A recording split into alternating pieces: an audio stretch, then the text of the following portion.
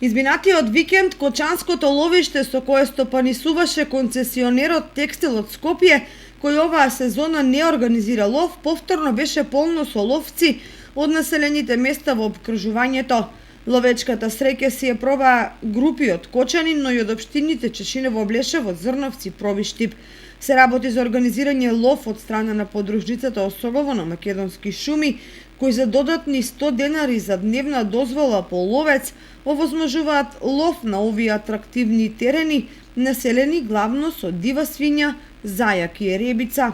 Дали ловците имале успешен ден, нема официјална информација, бидејќи никој не води евиденција за бројноста на дивечот, а уште помалку за отстрелот. Меѓутоа ловците сведочат дека имало траги од диви свињи, дека се видени неколку групи и дека имало и пукање.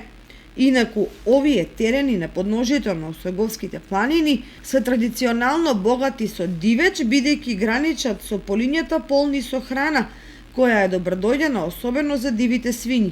По Кочанско се шират муабети како тие опустошиле ниви со јачмен, компиришта, оризишта, лозја и градини со зеленчук, и како биле забележани и околу најсредишните полски села.